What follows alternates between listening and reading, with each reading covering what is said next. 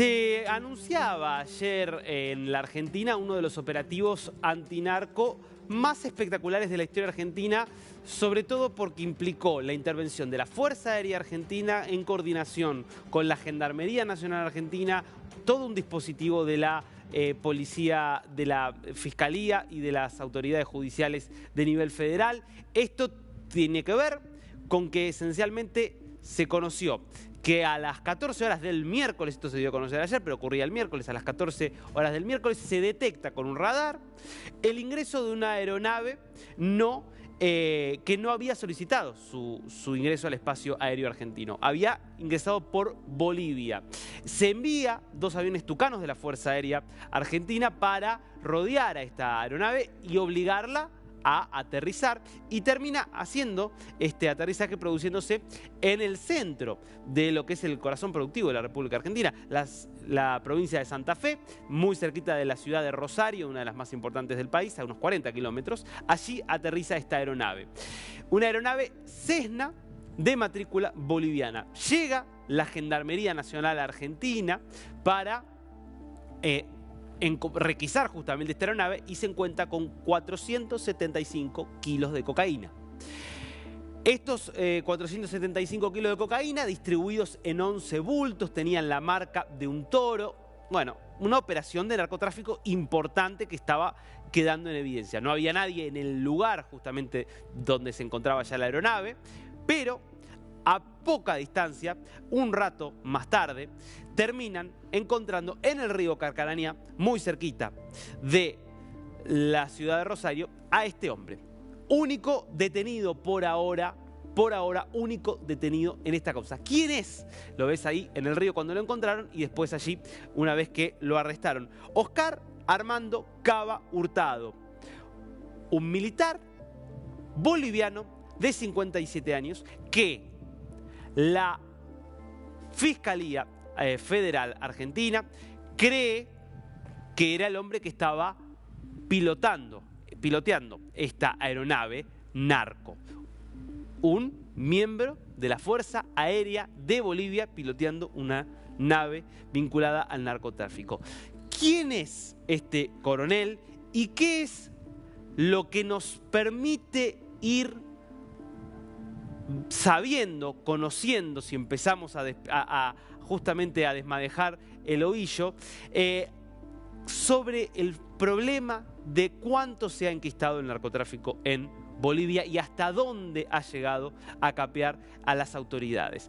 Oscar Armando Cava Hurtado tiene 57 años, es coronel de la Fuerza Aérea de Bolivia, llevaba, como te decía, 475 kilos de cocaína en un Cessna de matrícula boliviana, y es alguien que tenía antecedentes penales en Bolivia porque había sido arrestado en 2022 por la muerte de 10 personas en 2019. Esto tiene que ver con uno de los casos de represión más importantes que se produjeron tras la salida de Evo Morales, gobierno de Yanine Áñez, represión a los seguidores de Evo Morales.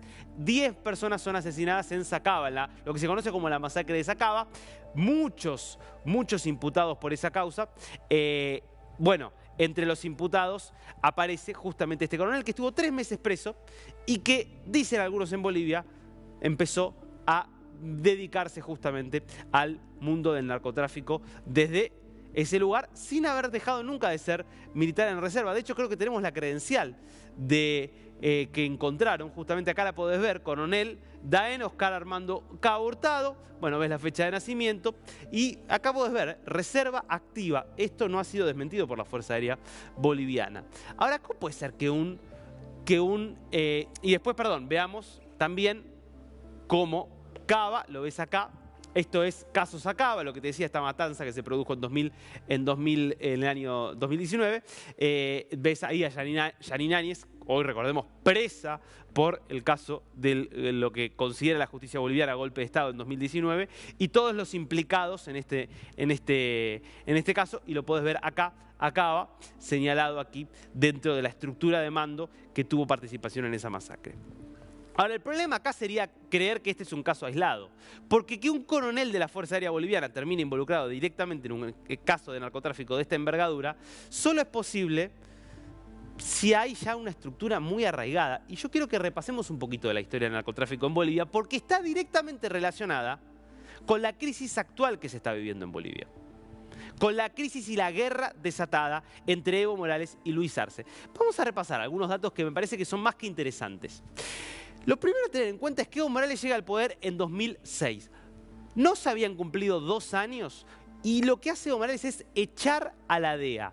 La DEA, la Agencia Antidrogas de los Estados Unidos, que tenía presencia en Bolivia para asistir a los gobiernos locales en la lucha contra el narcotráfico, porque Bolivia es lógicamente un país históricamente productor de coca, no de clorhidrato de cocaína, pero sí de coca, de la hoja. Entonces eso siempre generó que, bueno, hubiera de los gobiernos anteriores a los de Evo Morales colaboración con la DEA para que no se multiplicara el narcotráfico. Durante el gobierno de Evo Morales, misteriosamente, a pesar de todo esto, no hubo nunca ni un decomiso importante de droga, ni la detención de ningún capo narco, ni ningún operativo relevante. Sí sabemos que en 2017, fíjate vos, casi 10 años después de que echara la DEA, anuncia una ley que duplica el área de cultivos de coca que se podía tener. Pero, más allá de eso, no había prácticamente operativos antidroga.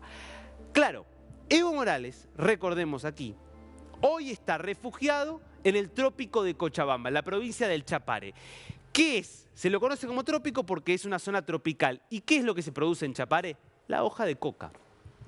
Y Evo Morales está allí porque su irrupción en la vida pública fue como sindicalista de la coca, sindicalista cocalero. Es un representante de los productores de coca. Él dice representante de los productores ancestrales de coca. Ustedes saben que la hoja de coca se consume por parte de muchísimos pueblos originarios de América Latina y por muchos de sus descendientes, y es de consumo habitual, mascándola, como té, en un montón de usos que no tienen nada que ver con el narcotráfico. Lo que pasa es que también se usa para hacer cocaína.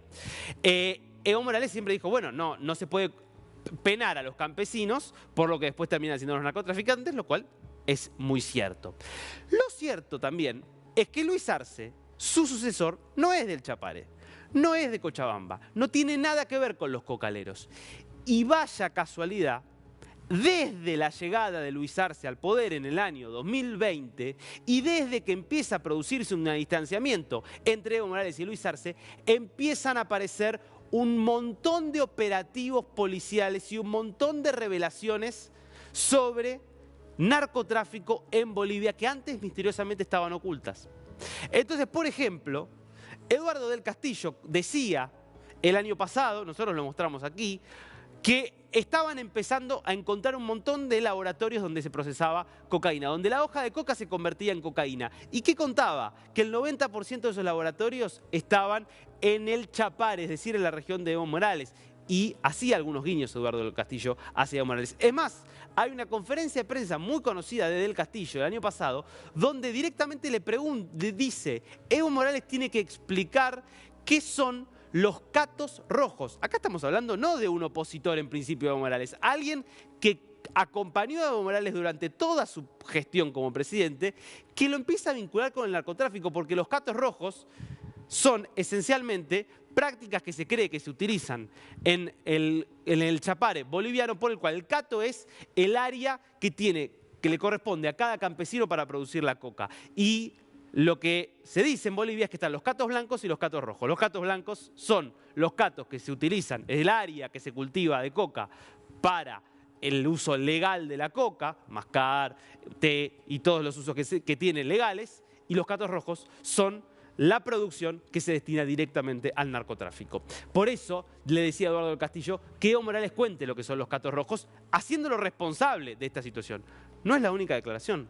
Yo quiero que veas, mientras seguimos viendo, lo que ayer, cuando se conocía esto, decía Damián Condori, que es el gobernador del departamento de Chuquisaca, que es un líder campesino muy importante en Bolivia, que fue aliado de Evo Morales y que ya durante su presidencia se separó de Evo Morales. Bueno, esto es lo que está diciendo.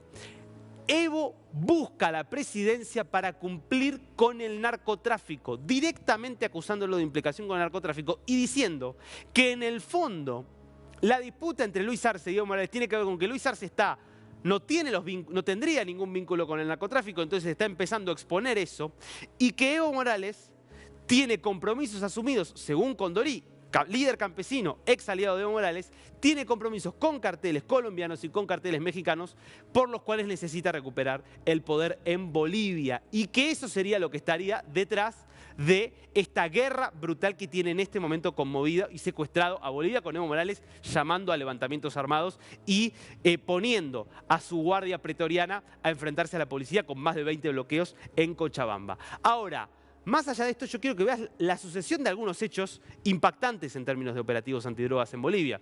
Febrero de 2023, se encuentran 478 kilos de cocaína en un avión de Boliviana de Aviación, de la aerolínea de bandera boliviana, en el aeropuerto de Barajas. Julio de 2023, se sabe que Sebastián Marcet, el narco uruguayo, el titular del primer comando uruguayo, uno de los narcos más buscados de la hidrovía de todo el cono sur, estaba escondido en Bolivia, pero no escondido. Estaba prácticamente con identidades falsas, pero jugaba al fútbol, tenía negocios, se mostraba públicamente, se mostraba en videos, con otro nombre, pero era Sebastián Marcet y ya todos sabían quién era Sebastián Marcet. Bueno, vaya casualidad, encuentra en Bolivia el refugio que estaba buscando y, hay que decirlo también, alguien pareciera que le avisó que iban a buscarlo, porque cuando se conoce la noticia de que estaba en Bolivia y de que se hacen una serie de allanamientos para detenerlo, Marcet ya se había fugado y continúa al día de hoy prófugo. Febrero de 2024, esta más reciente, esta es impresionante, se incautan en la frontera con Chile 7 toneladas de cocaína que iban a Bélgica. A esta historia entonces se le suma ahora un eslabón más, un capítulo más, que son los 475 kilos encontrados en la provincia de Santa Fe, República Argentina, en un avión proveniente de Bolivia y piloteado por un coronel de la Fuerza Aérea Boliviana. Atención con el fenómeno del narcotráfico, cada vez llegando a las más altas esferas de la política, y atención con el fenómeno que estamos viendo de muchos líderes que dicen representar al pueblo y resulta que terminan aliados con lo peor de lo que se puede encontrar justamente hoy en las sociedades latinoamericanas, que son los narcotraficantes que arruinan la vida de millones y millones de niños.